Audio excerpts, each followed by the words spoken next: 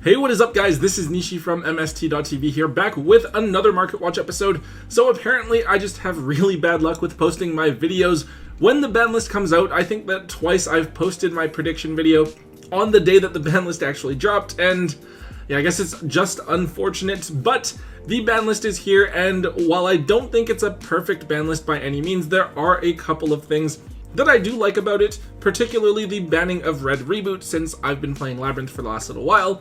Anyways, we are going to go ahead and talk about the cards that were on the ban list itself in today's video, and then later this week or early next week we'll talk about some of the cards that have moved because of the ban list but weren't necessarily on the list itself. Let's get started. Alright, so first up we're taking a look at Spellbook of Judgment. So I think that this is probably one of the most interesting changes to me, because even by today's standards, I think that Spellbook of Judgment is one of the most insane cards that Yu-Gi-Oh has ever come out with. Being able to search for multiple cards from the archetype during the end phase, as well as summon a floodgate monster out of the deck in Jowgen, is absolutely crazy. Even though it is at 1, it doesn't really matter because of how many different searchers and stuff you have in the Spellbook deck. Now, to be fair, I don't know if it'll be top tier or anything like that.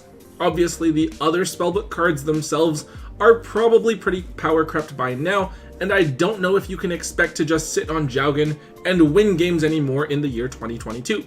But nonetheless, I have seen a lot of videos posted on Facebook and YouTube and stuff with people trying out spellbooks with Judgment back, and it's definitely cool to see. Now, Judgment has gone up in price here, but fortunately the unbanning was foreshadowed by the OCG ban list, and that has kept all of the crazy price spikes relatively bearable. With Spellbook of Judgment, we are now seeing the original first edition prints from Lord of the Tachyon Galaxy at between $20 and $25, and then we also have the Megaton reprints at about $10.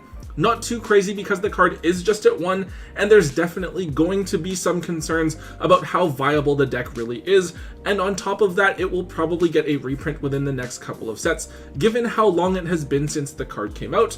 But yeah, definitely a cool card to have off the list that I'm sure a lot of people are going to have fun trying out. Next up is another card that I never thought would be unbanned again. It is Substitute. Now, Substitute is a prime example of why once per turn clauses on card effects are so important. This used to be a key part of the Frog FTK deck, where you would basically continuously use Substitute's effect to fill up your entire graveyard with frogs that could be tributed with Mass Driver to burn your opponent for game before they have a chance to do anything. Interestingly enough, this card didn't get an errata. However, now that we have both Ronin Totem and Mass Driver banned, it seems like there is no potential for Substitute to really be used in an FTK. And while you could theoretically use it to thin a bunch of frogs out of the deck, I don't think that such a deck would really be able to do very much or perform consistently within today's meta, and so as a result, I don't think it's going to have any sort of competitive impact here. Of course, people do naturally react to a card being unbanned with an urge to pick the card up just in case it does see some competitive usage. Substitute got 1 printing back in Light of Destruction and is now sitting at around $20 to $25 for a single copy of the card. It is important though to keep in mind that Substitute is being played in some Edison format decks as well, and that has kept the price of Substitute relatively high over the last few months despite it being banned. To be honest though, I'm definitely expecting Substitute to be included as a reprint in an upcoming OTS tournament pack, either as a super rare or common. Therefore, if you do have any Substitutes lying around that you don't need to play in your Edison deck or otherwise use for yourself, it might just be a good idea to offload this card while the ban list hype is still alive. So this is a pretty random card, but we finally have Cyberjar back in the game. This is a really fun card that I like. A buddy of mine plays it in his GOAT deck to mess around with us. It's always really interesting to see just how it resolves. This card hasn't been unbanned in quite a while, because theoretically this could allow both players to draw 5 or summon a bunch of monsters, which is kinda cool. However, I think we have to remember that as a flip effect monster, it just wouldn't be that viable in today's game. And either way, even though you're potentially drawing 5 cards, you don't want to give 5 cards to your opponent or allow them to get a bunch of bodies on the field either. So yeah, definitely a nostalgic card for a lot of people, but almost definitely nothing that's going to impact the game whatsoever. Now that the card is unbanned though, people naturally want to grab the card if possible. and this has caused a couple of different price jumps. Most notably, the ultimate rares from Duelist Pack Kaiba have gone up quite a bit, with the unlimiteds at around $65, but the first deads well over the $100 mark at $115 a piece. The Hobby League Ultra Rares have also gone up by quite a bit. Those used to be only like $10 to $20, but right now they are up at $40 to $45 a piece. And then of course we have a couple of different rare printings. I think it came as like a Starfoil or Mosaic rare as well. Those aren't too crazy, but they are still going to cost you around $3 to $5 per copy. If you guys can, I think that Cyberjar is a good card to dig up out of your bulk and offload for a few bucks if you're able to, before everyone gets tired of it after a few weeks, because it's just not that great of an actual card. On to the next one, we have Fusion Destiny. So this card wasn't actually on the list for all that long. It was semi-limited kind of randomly, even though Verte Anaconda was banned. For a while, it seemed like absolutely everything was running DPE. It was just that scary and that annoying of a card. However, we really haven't seen anything from DPE recently. I don't think I've seen anyone even top running the DPE engine since Verte Anaconda was banned. I suppose that this means that we can put Fusion Destiny back to 3, since there isn't that much of a gap between the card being at 2 versus at 3, though I suppose it theoretically could see much more play now. At least that's what everyone seems to be thinking, because we've seen all copies of Fusion Destiny actually shoot way up in price. With the ultimate rares, those were down at around $40. This card just seemed like it was never going to move, but it going unlimited did push it back up to $65. And then now with these supers and ultras, those were getting really cheap. They were down at like $4 to $5. But now all of a sudden, each of those copies is back up to $18 to $20 each, which is about as high as the card was during some of that initial DPE hype. With this one, it's definitely the limited availability of the card that has caused it to get so high in price. The printings are just old enough and hard enough to find that everyone is kind of scrambling to find them, and I think a lot of people probably offloaded them when Verte got banned anyways. I don't know exactly how good this engine is going to be now, or like what deck would actually be able to play the card anymore, but only time will tell. Hopefully they give this card another reprint soon that greatly improves its accessibility and will help to cool the price back down. Next up, let's talk about Nadir Servant. So this is a searcher for the Dogmatica archetype, adding you a Dogmatica monster from your hand or graveyard by requiring you to dump a monster from your extra deck to the graveyard. This is actually a search card that can result in a lot of card advantage. With the dump, you can send a copy of Elder Entity Entis to pop an opponent's card, or dump a Herald of the Arclight to get a free search. Lots of different things that you can do. And once you add Ecclesia, Ecclesia can then in turn search for a number of different useful cards as well. We haven't seen the Dogmatica engine used as much recently. For a while, it did seem like it was a bit too splashable, but even looking at the game now, I don't think that sprites or tier limits would really be abusing it, so maybe that's why Konami felt like it was safe to bring Nadir Servant back to 3. It'll be interesting to see what can use it though. I think there are people looking at using it with spellbooks now that Spellbook of Judgment is back to 1, or it could be used just with like Invoked and DPE, kind of like what we saw a year or two ago, but without Verte Anaconda, especially now that Fusion Destiny is back to 3.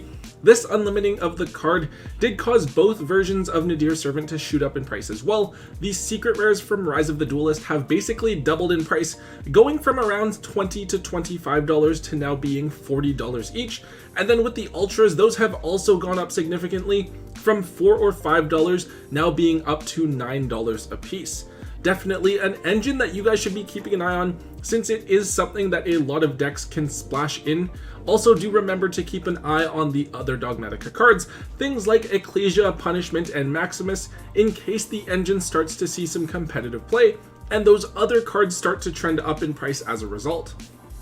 A couple of other cards to look at here. The next one is Trickstar Lightstage. So I think a lot of people didn't think that Trickstars were really going to be able to have any sort of competitive impact. They're such an old archetype, and the other decks in the game now are just so much more powerful that it's really easy to overlook them. However, as an engine, Trickstars still have a lot of potential. We saw that with Lilybell and Lightstage being used in Sprite to get a level 2 monster on the board, and being able to freeze and eliminate back row with the effect of Lightstage being really good as well. With Lightstage at 2, maybe having like 2 searchers and the 1 brick is a bit hard to take advantage of, right? But now with Lightstage at 3, and the effectiveness of the sprite engine taking a hit with Ronin Totem now being banned, it just might be the case that we'll be seeing the Trickstar engine in sprite more and more now. In fact, we could see it used in other things as well. Korribane is a free special summon while you control no monsters, so maybe you could use the engine to freeze back row and then summon Korribane to start off your Link combo as well. The card has a couple of different printings. Each of those versions is anywhere from $7 to $10, nothing too crazy, but definitely more than the couple of dollars that the card was at back when it was limited to 1.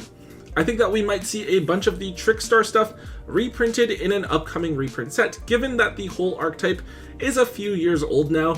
If someone does find an archetype that meshes well with the Trickstar cards before they get reprinted, expect to see several price jumps from various cards across the archetype.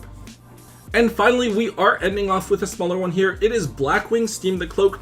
I personally found this one to be a bit of a surprising unbanning because they literally just banned Halki Fibrax on the same list. Now, Konami in the OCG can be very liberal about moving cards on the list, but they're usually much more reserved here in the TCG. I thought that they would wait a couple of lists before unbanning some of the tuners.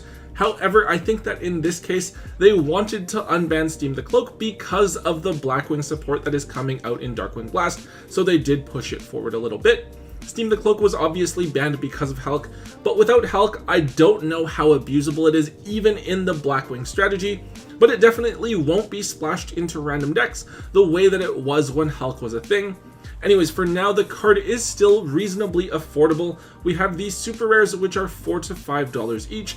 Honestly, not that bad given that it's the card's only holo printing. The card also has a common printing from Dragons of Legend, the complete series, which used to be a negligible 10-cent card or something like that, but they are actually now worth $1 or a little bit more a piece. This card may have been very easy to throw away as bulk before, but it's definitely not bulk anymore, definitely something to set aside and have ready for when Darkwing Blast drops next month. Alright guys, that is it for today's episode. I know, lots of cool stuff happening on the ban list, except they didn't ban Mystic Mine, which I'm honestly kind of upset about. Other than that, I guess we'll have to wait and see just what the format brings. I think that mine isn't being banned, by the way, because it's going to get some sort of big reprint somewhere, maybe like an ultimate rare or collector's rare version, something like that, which would be kind of annoying and I'd be kind of traumatized to pull it, but whatever, we'll see what happens. Anyways, guys, if you did enjoy today's Market Watch, please make sure that you let me know by hitting that thumbs up button for me. Also, make sure you leave a comment in the comment section. Let me know what you guys think about the cards we talked about today and what other cards are trending on the market so I can cover them in a future episode as well. Also, if you haven't already, do make sure that you hit that subscribe button to get all of the latest content from both Tombox and myself here on the channel. And until next time, guys, don't forget to hold on to your MST.TV.